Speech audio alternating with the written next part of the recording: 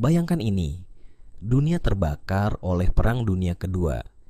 Negara-negara besar saling menelan satu sama lain, tapi di pojok kecil Asia Tenggara, seorang pria berdiri sendirian. Matanya menatap langit, tubuhnya kurus, tapi suaranya bisa menggetarkan ruang sidang Perserikatan Bangsa-Bangsa. Bangsa Indonesia tidak akan pernah tunduk lagi. Kami bukan boneka. Kami berdarah. Kami hidup. Kami merdeka.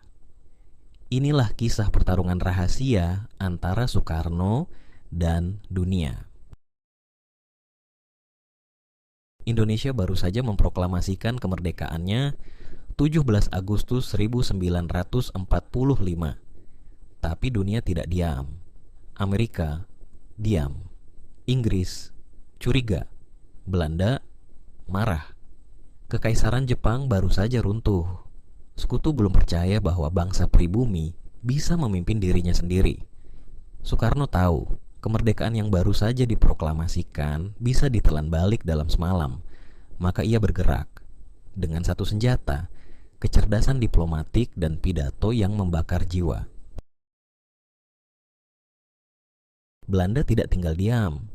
Mereka menekan Inggris untuk mengembalikan Hindia Belanda. Dan Inggris mengirim tentara Gurkha ke Surabaya. Sementara itu Soekarno tidak punya pasukan modern.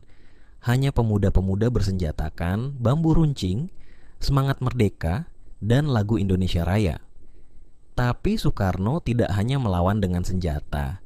Ia menyusun jaringan, mengirim utusan, membangun aliansi rahasia dengan negara-negara Asia, Afrika, bahkan tokoh-tokoh anti kolonial di Eropa Timur.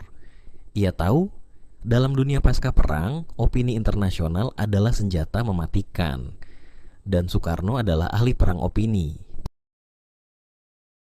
Agresi militer satu, mereka mengklaim penertiban, tapi kenyataannya kota-kota dibombardir, pemimpin ditangkap, republik dikucilkan. Tapi saat dunia bersiap mengabaikan Indonesia, Soekarno melakukan sesuatu yang mengubah segalanya. Ia menjadikan konflik ini milik dunia. Dengan media internasional, ia mengangkat penderitaan rakyat. Ia berbicara bukan hanya untuk Indonesia, tapi untuk semua bangsa yang tertindas. 1947, Soekarno dengan pakaian putih dan kopiah hitam berdiri di depan forum internasional.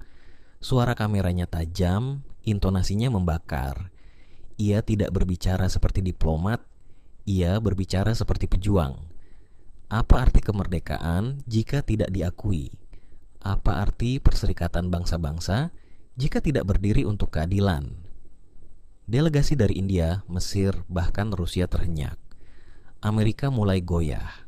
Tekanan internasional meningkat. Agresi militer kedua Belanda menang secara militer, tapi secara moral mereka kehilangan dunia. PBB memanggil, dunia bersuara, Belanda dipaksa berunding. Dan dalam ruang perundingan itulah sekali lagi Soekarno menunjukkan kekuatannya, kesabaran, diplomasi, dan harga diri. 1949, Konferensi Meja Bundar.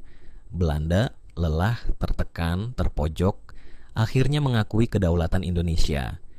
Tapi Soekarno tahu, ini bukan akhir, ini baru awal.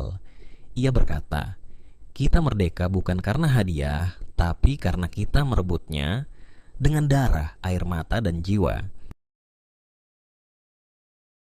Yang orang tak tahu adalah, perang terbesar bukan di medan tempur, tapi di balik pintu diplomasi, di balik mikrofon, di dalam ruang gelap, tempat kekuatan dunia saling mengatur.